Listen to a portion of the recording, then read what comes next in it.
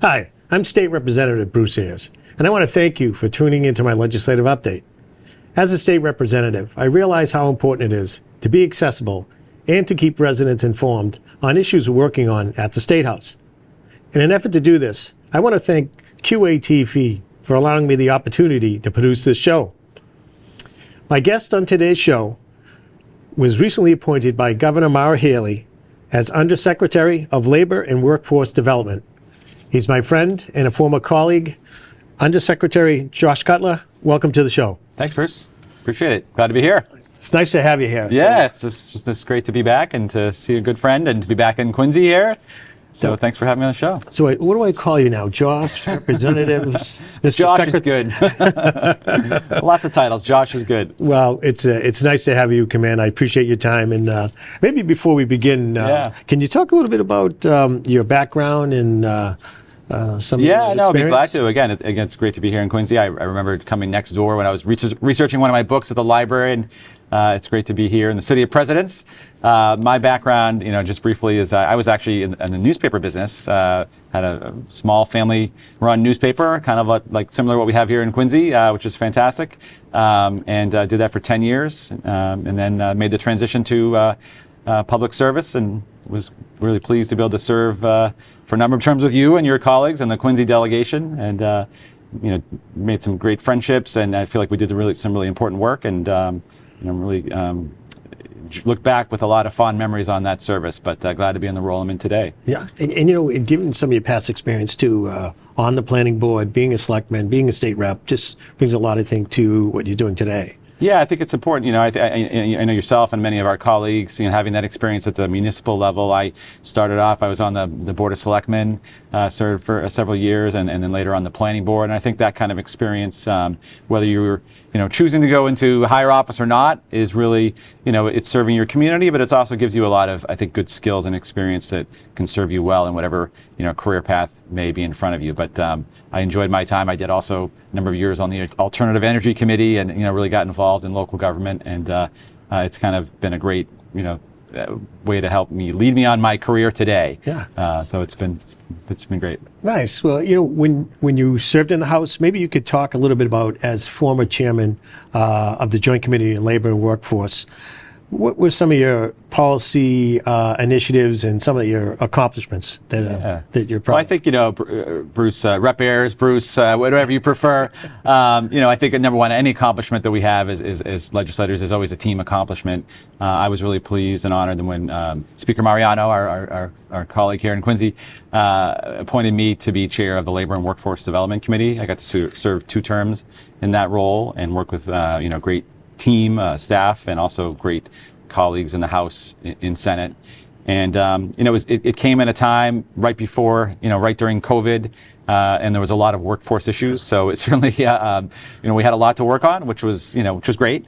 And I really enjoyed the role, whether it's working on unemployment insurance, working on wage issues, minimum wage, trying to address wage theft, working on an issue that I know you've been involved in, and I appreciate some good Quincy connections on wage transparency, salary range transparency with some local business owners.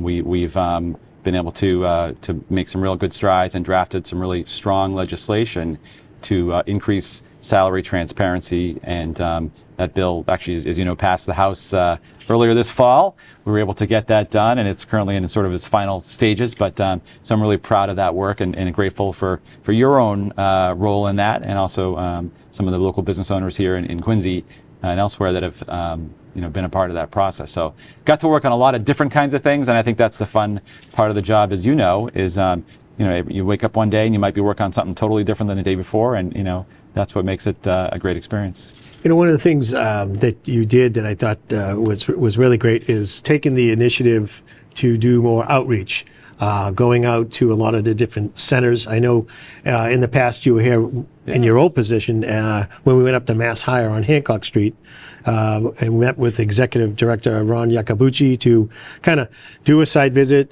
tour the location, kind of listen and learn from some of the employees. I think we have a picture of it now during that tour there.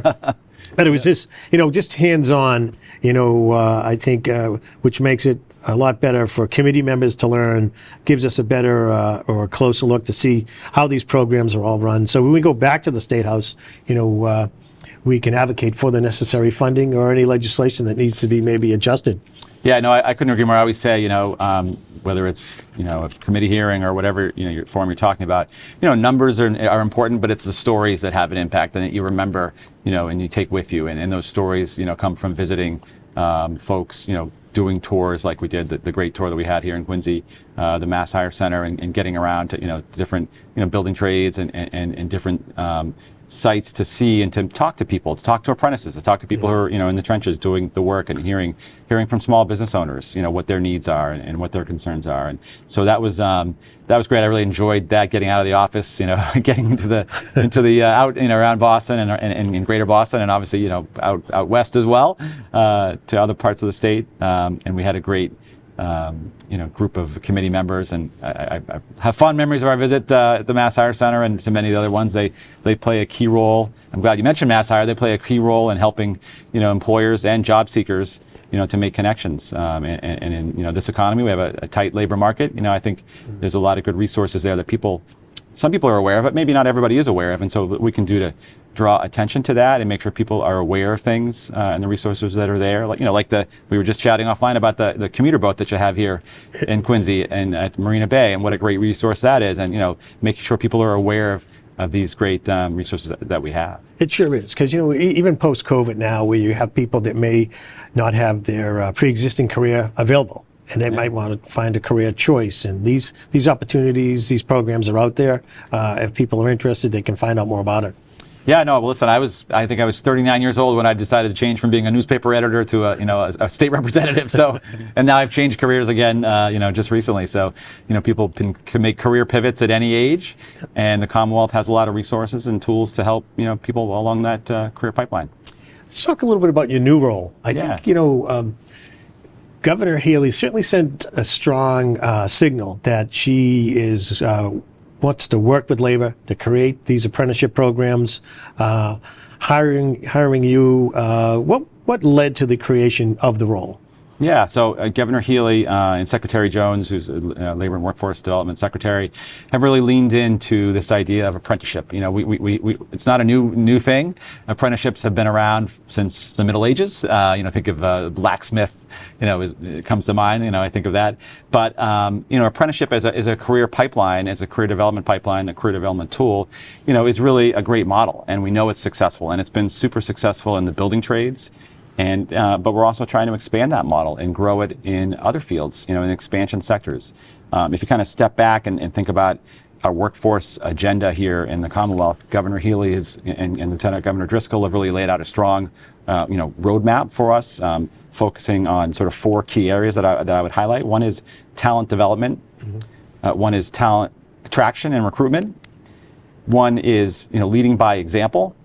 And then, really looking at our infrastructure. And just to briefly touch on those 4 points, talent development. We know, that employers are looking for talent and looking for workers. And we know we have it here in Massachusetts, but we do have, demographically, we have labor force participation rates that are lower than they were before COVID because of changes in demographics. And so we want to make sure we're bringing all workers off the sidelines. And how can we remove barriers and hurdles to get everybody able to work? And that means, working with people in underrepresented populations, people with disabilities, people who may be returning from child care issues, people coming from other countries, you name it. We want to make sure we're removing barriers to get more people to work. We want to develop the talent and upskill talent and make sure that the jobs that employers are looking to fill, that folks have those skills. And so coming back to apprenticeship, which has been a major focus for the Healey-Driscoll administration, and one of the reasons why I sort of jumped from the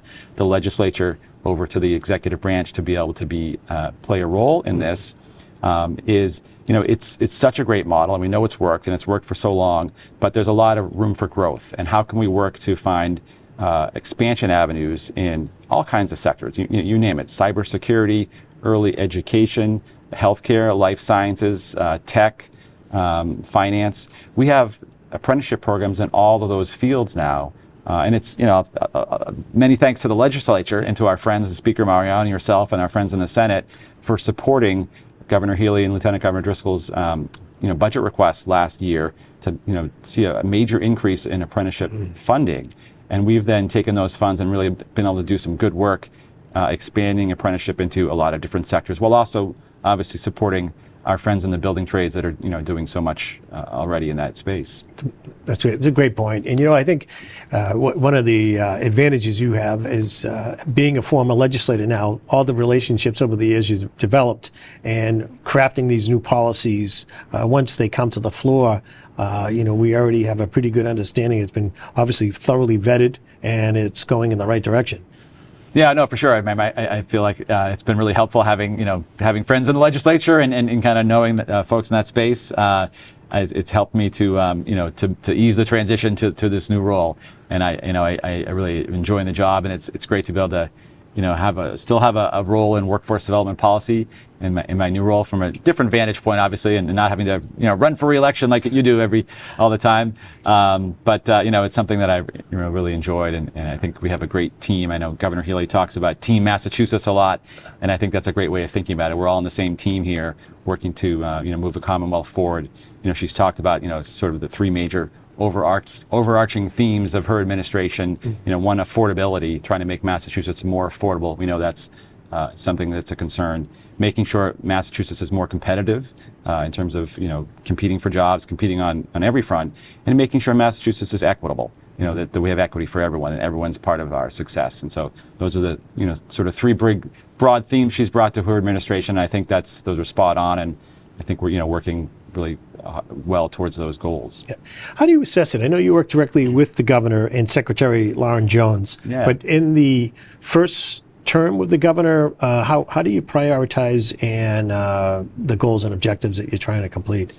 So I've only been on the job, I think, now 3 months, but I can say that Secretary Jones and the rest of the labor and workforce development team have been really working hard, since day one, with an ambitious agenda. We saw it. I saw it, during my time in the legislature with the major, tax relief package that we already approved, which is now, we talked offline about the senior tax credit, senior circuit breaker tax credit, and many other benefits. That was a major priority of the administration.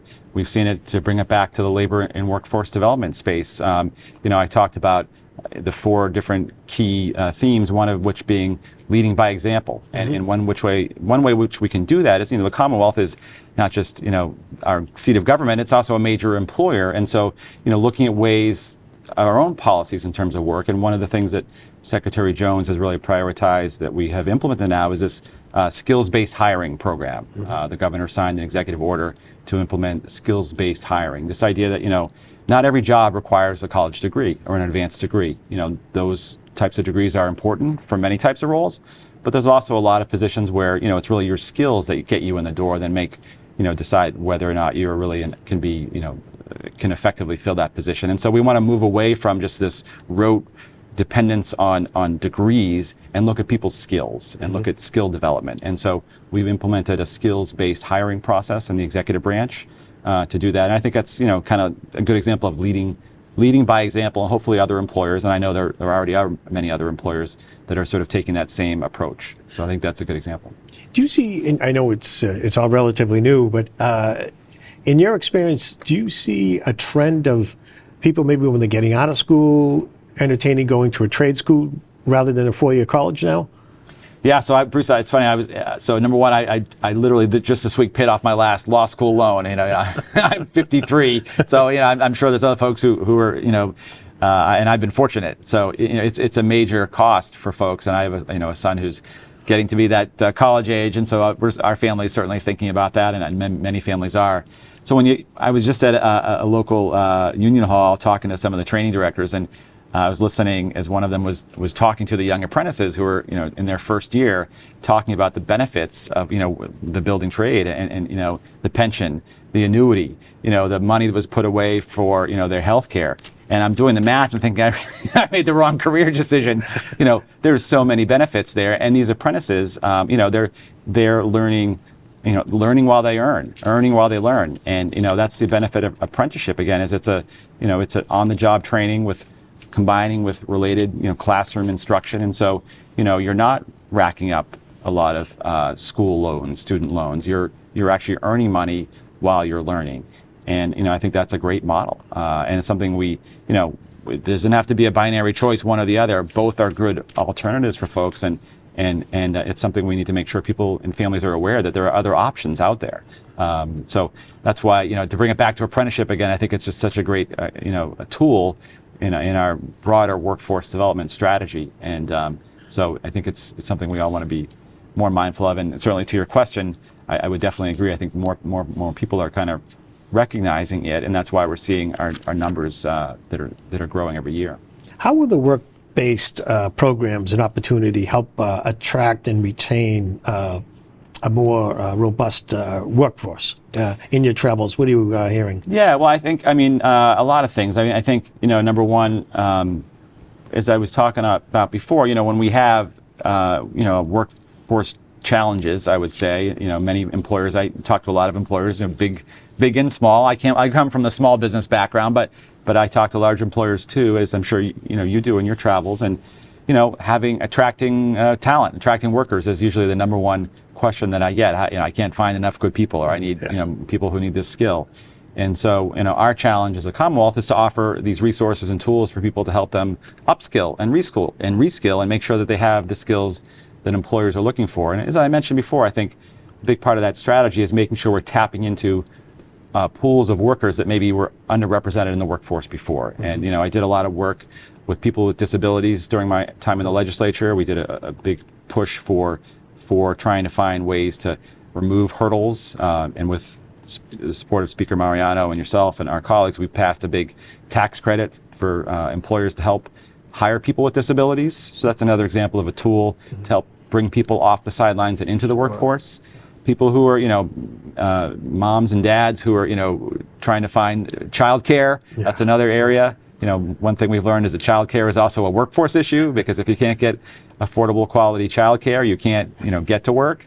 I always tell the story, Bruce. I was visiting a local Head Start center in my district, for one of those reading days to come in and read a book. I'm sure you've probably done that. Yeah. And the particular day I was there, one of the teachers was out sick. I think it was COVID. And another teacher was already out sick. And so the result of it was they had to cancel one whole class that day. And I thought about the repercussions of that. All the kids in that class, their parents couldn't go to work that day, or they had to scramble to find childcare. And you think about the ripple effect that would have on those employers and their employers. And it all dates back to one childcare class not being able to be held. So it just reinforces that childcare is an important part of our workforce agenda, and it's certainly something that I know that Governor Healy has been very mindful of, and so has the legislature. Yeah, great point. As a colleague and a friend, I know you have a lot of other pursuits, but just for the viewers, could you talk a little bit about being a published author, just to give them a little insight? So yeah, sure. No, my hobby, as it were, which I enjoy, is writing. I come from a newspaper background, and so I've written a couple of books. The first book had to do with both nonfiction historical accounts. One was about taking place during the War of 1812, and then more recently about the early abolitionist movement in Boston. And the quick story is, I used to represent the town of Hanson, Massachusetts. And Hanson is named after a newspaper publisher from Baltimore. And, most of the cities and towns around here either come from names from Mother England or from Native American tribes. And so, when I found out that was the case, I thought, well, there must be a really interesting story there. Why would this town in Massachusetts be named after a newspaper publisher from, the 19th century in Maryland? And so I decided I would, tell that story. And I wrote my first book about that experience, a Mobtown Massacre, and then followed it up a couple years later with a piece about the early abolitionist movement, with some good South Shore connections, the Chapman family from Weymouth. Yeah. So it's a fun pursuit. That's kind of a hobby, working on something now, and hopefully maybe when I finish that, you can have me back on for another book talk. We can. Because I know in your new role, traveling across the state, 351 cities and towns, you're going to be pretty busy fostering new relationships, promoting these new programs, which I think is great. What do you like to do when you have some free time to blow off some steam? Yeah, no, I like to spend time with the family. I do like to travel when that's possible, and the writing is kind of a nice outlet for me. That seems like a strange hobby, but I do enjoy. I find it kind of relaxing to sit down and do that. So those are some of the things, and certainly like to run in the the Squantum Road Race when I can, and I'm sure I'm going to get some picture put on the screen in a second. So we actually do have a picture. This is a setup. Yeah, I think you've run the Squantum Road Race twice. At least twice. Yeah, maybe 3 times. Which will be coming up again pretty soon. But I don't want to promise I can run it this year. I've been a little out of shape this year with a few things going on, but it's a great event that you do, Bruce, and it's a beautiful area, and I'm glad that you got me out to see it and to run in that neighborhood. It was always a great way to get in shape, and I always had a July 4th road race in my own district, so that was a good tune-up. Well, So thank you for doing that, and I know your team, your staff really puts in a lot of work with that event too. So yeah, it's a lot of fun. it's a lot of work, but it's probably a lot of fun too. It is. It's kind of the unofficial kickoff of the 4th of July weekend. you Right. know? No, and it's a beautiful district that you have too, so it's nice to highlight it. It is. I'm lucky. Well, they're telling us time is just about up. Mr. Undersecretary, I want to thank you for taking time to come out to be on the show, to learn more about your new role, some of the challenges, and some of your new policies that you'll be presenting to us at the state legislature. You're the right person for the job. I look forward to working with you in your new position, not only in my district for economic development and job creation, but for Massachusetts as a whole. And that Massachusetts is obviously competitive throughout the country. So we certainly look forward to working with you on that. Same here, yeah, absolutely. Appreciate all the friendship and support and the relationships you have with our local and public officials. Yeah, well, thank you for all the work you do in the legislature. We appreciate it. Yeah. And if any of the viewers have any questions related to today's show or any issues related to the district, I certainly encourage you to call my office. I can be reached at 617-722-2220. I want to thank QA-TV for allowing me to produce this show, to keep you updated on issues that are going on at the State House. And I want to thank the viewers for tuning in. Thank you.